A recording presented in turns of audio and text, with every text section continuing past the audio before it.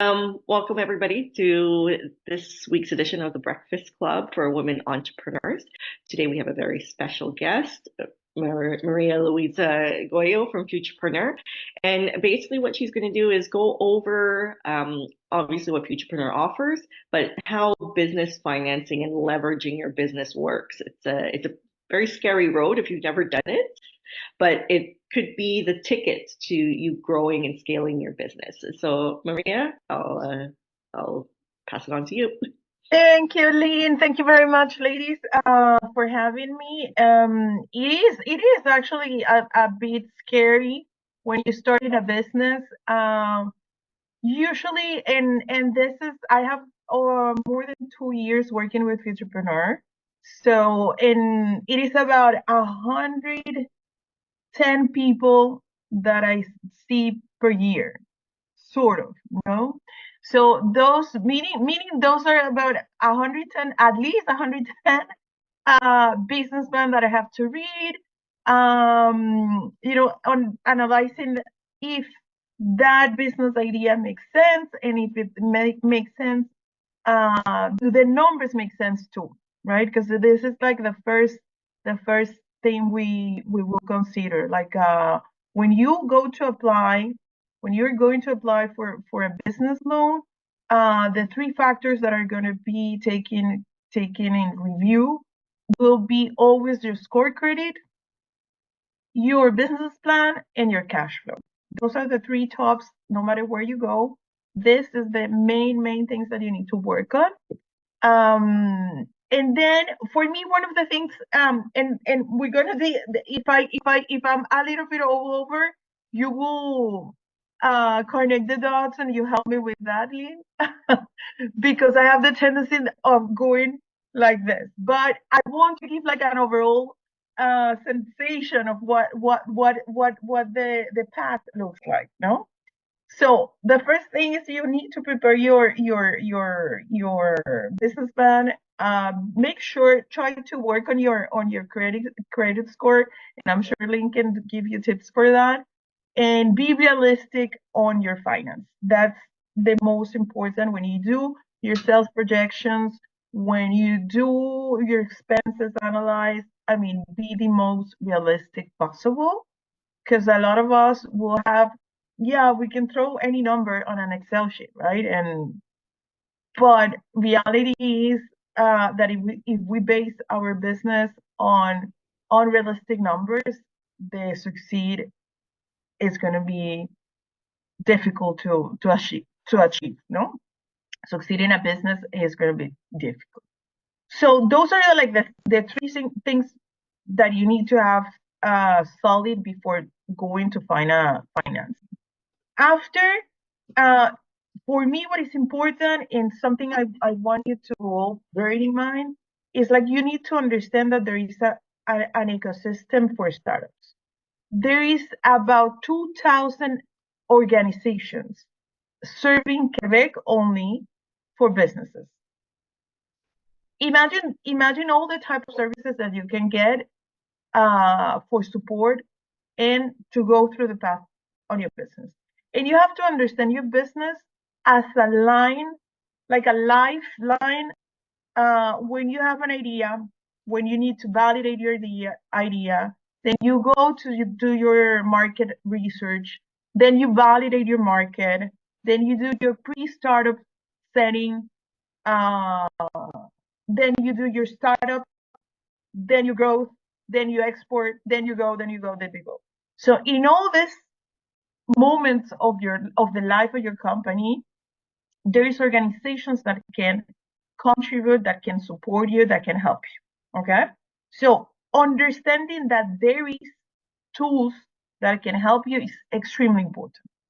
So when you understand which phase you are at, let's say you're starting the business, you need to literally Google organizations that support startups in Montreal, for example, if you're based in Montreal.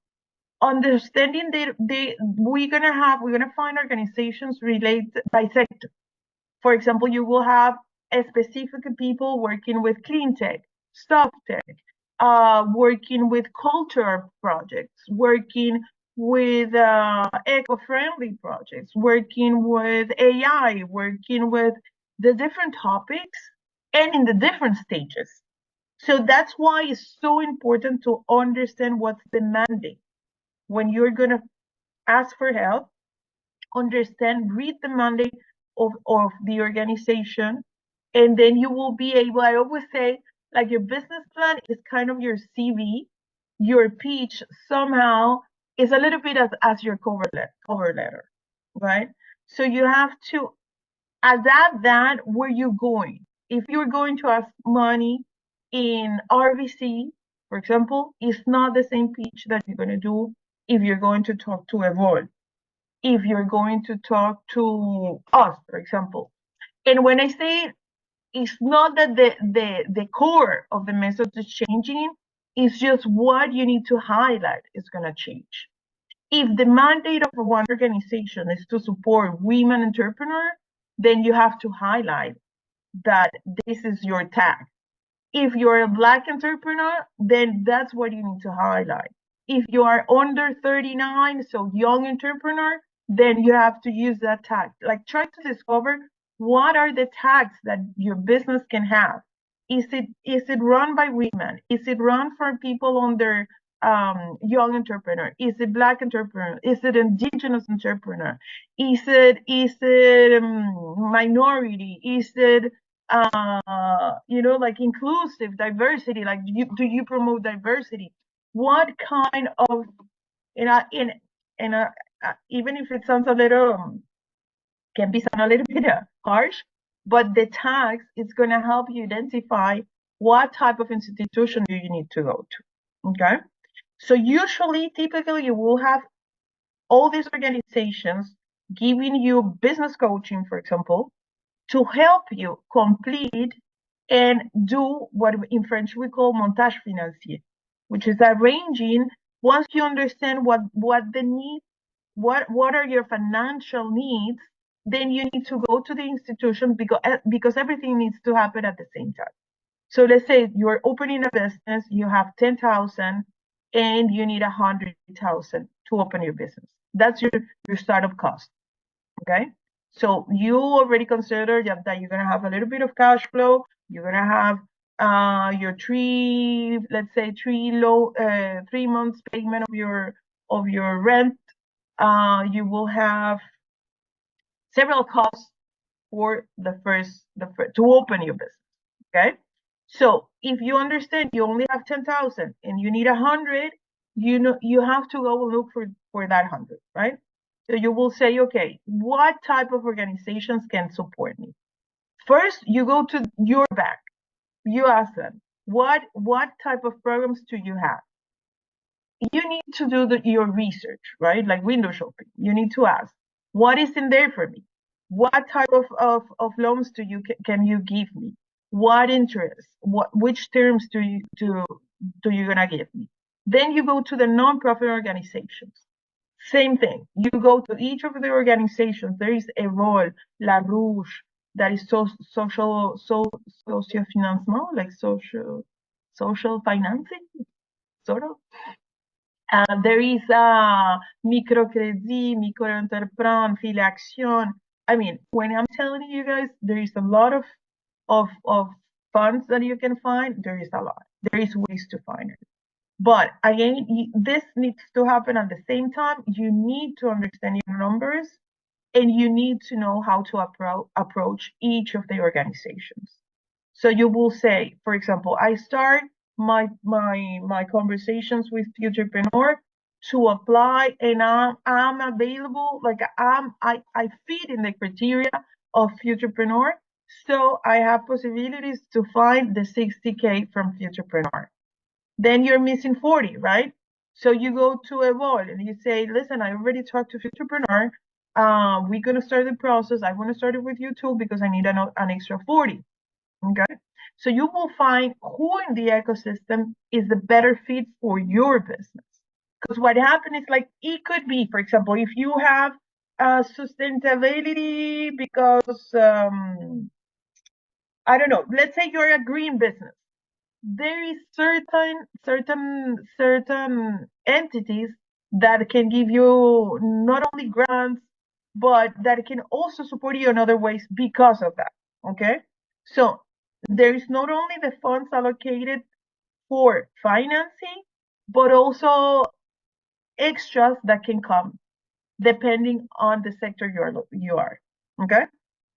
Let's say, for example, there is a, I think in for businesses in Montreal, there is up to 5,000 that you can use for free if you have everything in French, like meaning to buy your computer, to buy your keyboard, these kind of things, because you will have a business mainly in French. Realistically, it's like at the end you get the money, you do whatever you want. Okay, and that I have to, this is off the record, of course, but this is the reality. Okay, you get the money, it's your business, you will decide how you're going to invest it. Okay, but that's why you need to understand who you're talking to, why you're asking, and what do you need. So understanding the mandate is key factor to succeed in building your finance before starting a business. Okay. So once you understand that, this is going to happen simultaneously, right? You start your process. Usually processes like this takes about 8 weeks, more or less. With us, for example, with Futurpreneur, is the goal is to have it in 8 weeks once we have all the documents. But in general, I can say overall in the ecosystem, it's about 2 months to be dispersed. Okay. So you need to have all the documents related to the business, any certification, any permit, needs to be there in everything. You need to have it in a folder, easy access. Whenever someone asks, you boom, you send the copy of whatever certificate is, the copy of whatever permit you need. The fastest you go, the fastest the organization is going to go to. Usually when we see those long periods of waiting is because the entrepreneur takes too much time to reply or doesn't reply with the accurate information. So you need to understand your finance before going. If you need support with that, there is coaching services that are mostly free that you can have. And you have to understand the difference. What is a business coach and a mentor? Okay. The coach is someone that is gonna help you, let's say, completing and making a solid proposal. Okay. Then the mentor is the one that is gonna go with you through the process of being an entrepreneur. And that mentor is not there to tell you what to do and what not to do. The mentor is there to ask you the right questions. It's like when you go to see a psychologist. The psychologist is not going to give you the solution. The psychologist is going to ask you the right questions so you can take your decision. Okay. And this is something that I think it's important to relate it to whenever whatever you're doing in life. When today we're talking about financing, you need to know your options. You need to make sure you're understanding what the offer is and why is that the right fit for you. Because at the end, again, there is plenty of options. Okay. And if we go to the nonprofit, to the ecosystem, are very similar. You will have interest rate from 9 to 11%, pretty much what is in the market. If you go to private banking, then you will have maybe a 10 to 13. That's the average, right? But then you will decide who you go with, because who is the better fit for you and for your business and for your needs at that time. Okay. So it's very important to make as many questions as you can to understand why this is going to be a benefit. What happens is, for example, at Futurpreneur, we can provide up to 60K for people starting a business in the first year. Okay. And this is one shot deal. Like you come, you get 20, and you cannot come back to us for the other 40. It has to be one time thing. Okay. But then we can provide you with mentoring. It comes with mentoring for 2 years. Okay. So what happened is like we have 20K from Futurpreneur, 40K from BDC. You don't have to take both. You can, but you don't have to. Okay. Whenever you say, for example, I'm looking for, let's say 30, it will be 15 on Futurpreneur, 15 on BDC. Why we do them different is because the terms are different. For example, in Futurpreneur part, we put a cap of 9%. Okay. For BDC, is a variable rate.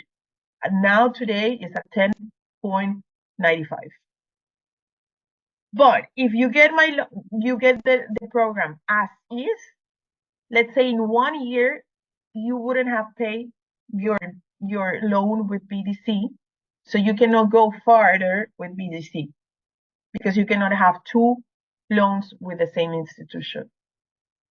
Okay. So you have to be strategic long term in saying, if I grow with the pace I'm thinking, I might need some more money because of inventory, for example. Because if I grow, it means my production cost is going to grow too, right? So I'm going to need more money. So always think, for me, ideally is 2 to 3 years projections. Because then you will say, okay, I can benefit from the 20 Futurpreneur, but I don't need now the 40 from BDC. I can go, for example, to Evolve, finding those 50. I make 50 with them, and in 1 year and a half, everything goes well. I increase my production. I'll go with BDC directly, because if you go directly to BDC, they are gonna ask you to have sales. Usually, is businesses that are performing already, that are selling already. Okay.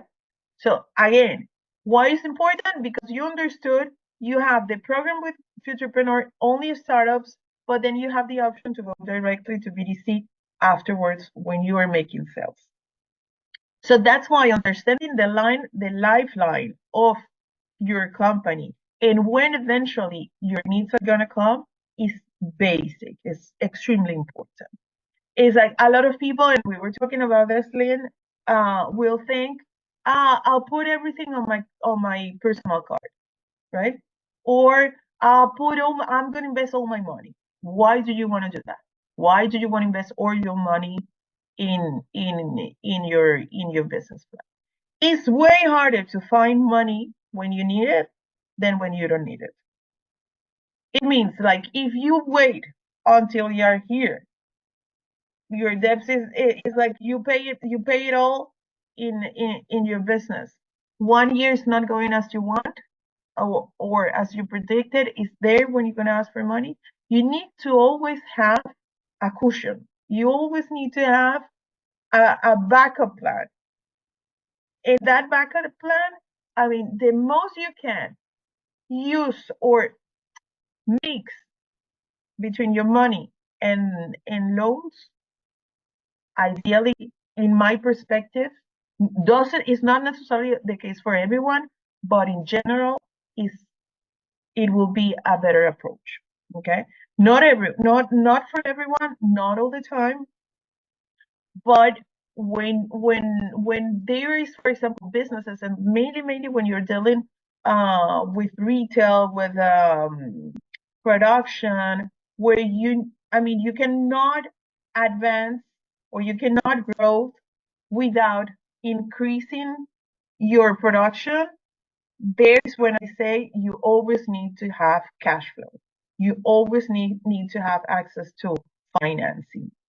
Business related to services is different, because the amount that is going to increase your expenses with your growth is not the same when you are in retail business or in production or manufacturing or so on. So that's why I always make the difference. Like it is depending on the nature of your business. Some products is going to fit better than others. Okay. So, but be mindful about that.